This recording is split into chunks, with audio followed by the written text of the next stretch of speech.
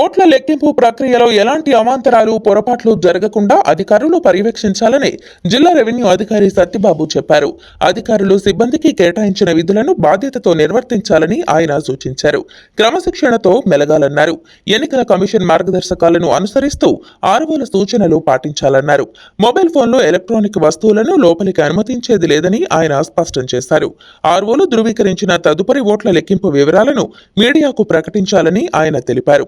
ఓట్ల లెక్కింపు విధులలో ఉన్న వారంతా చాలా అప్రమత్తంగా ఉండాలని ఆదేశించారు. అధికారులు, సిబ్బంది విధి విధానాలపై పూర్తి స్థాయిలో అవగాహన కల్పించారు. ఈ కార్యక్రమంలో కలెక్టరేట్ ఏఓ లక్ష్మీకుమారి, ఎన్నికల విభాగం పర్యవేక్షకులు సీతారామయ్య, డిఐపిఆర్ఓ సహాయ సంచాలకురాలు K Subhashini, AP MIP PD Venkataramana తదితరులు పాల్గొన్నారు.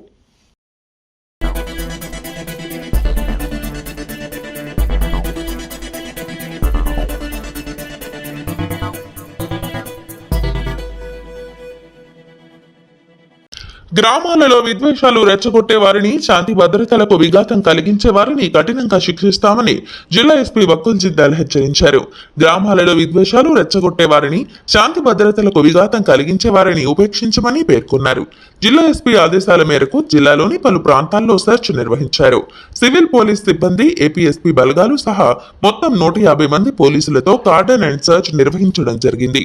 ఎన్నికల రోజు తలెత్తిన ఘర్షణలను దృష్టిలో ఉంచుకొని ఎన్నికల కౌంటింగ్ రోజు ఎటువంటి అవాంఛనీయ ఘటనలు చోటు చేసుకోకుండా పటిష్ట చర్యలు తీసుకోవాలనే ఉద్దేశంతో పోలీసు అధికారులు కార్డన్ అండ్ సెర్చ్ నిర్వహించారు. జిల్లా ఎస్పీ మాట్లాడుతూ ఇటీవల జరిగిన సార్వత్రిక ఎన్నికలలో కొన్ని చోట్ల ఘర్షణలు చోటు చేసుకున్నాయని, ఫలితంగా కేసులు నమోదు చేసి ఘర్షణలకు కారకులైన వారిని అరెస్టు చేయడం జరిగిందని తెలిపారు. ప్రస్తుతం ఆయా గ్రామాల్లో పోలీస్ పికెట్ నిర్వహిస్తూ శాంతి భద్రతలను అదుపులో ఉంచామని, జూన్ 4వ తేదీన జరగనున్న ఎన్నికల కౌంటింగ్ ప్రశాంత వాతావరణంలో జరిగేందుకు ముందస్తు ప్రత్యేక పోలీసు బలగాలతో కార్డన్ అండ్ సెర్చ్ నిర్వహించడం జరిగిందని తెలిపారు. ఎన్నికల కౌంటింగ్ ముగిసే వరకు తరచూ వివాదాలలో జోక్యం చేసుకునే వారి మీద ప్రత్యేకంగా నిఘా ఉంచామన్నారు.